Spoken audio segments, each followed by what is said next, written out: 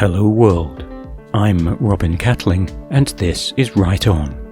Join me in my author journey as I delve into the craft of writing, bringing you tools, tips and lessons learned the hard way so you don't have to. Work in scenes, not chapters. Why should authors work in scenes, not chapters? The answer: focus. Don't take my word for it. This is the consensus of writing coaches across summits, podcasts, and blogs. Don't paint the whole elephant. What's the smallest unit of storytelling an author can work with? It's not a chapter, it's a scene. A scene is the smallest building block that advances the story in a meaningful way. A chapter is a collection of scenes. What is a scene? It's a distinct unit of storytelling and a combination of dialogue, action, and description. A scene can contain all three or just one.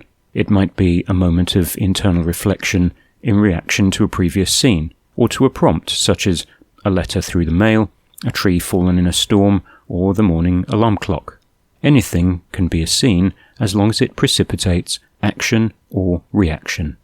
In editing Book 1, I've cut a number of scenes that didn't contain sufficient action or reaction to impact on the characters and advance the story.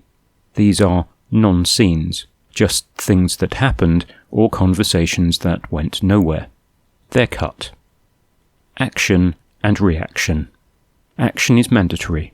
The action of a scene must have an impact on the characters to advance the story. Dialogue and description should also contain or catalyze some action or reaction. If not, they don't advance the story. This is why a description without action cannot by itself be a scene. I can give an example. I can describe a vase or a table. It may be beautiful and well-crafted description, but unless it impacts on the reader or a character, there is no story in that description. My flash fiction prompt about the vase isn't about the vase. It's about the relationship to the person who bought the vase. The narrator has a reaction to the object described. Scenes have structure. It's a given that stories have structure, beginning, middle, and end. So do scenes. We've previously considered scenes as a short story in themselves, yes, within the context of the overall story.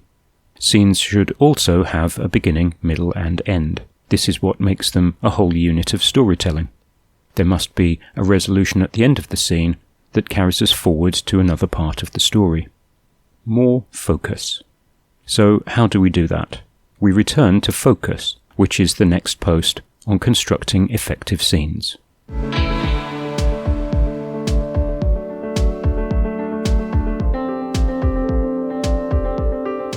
That's all for this time.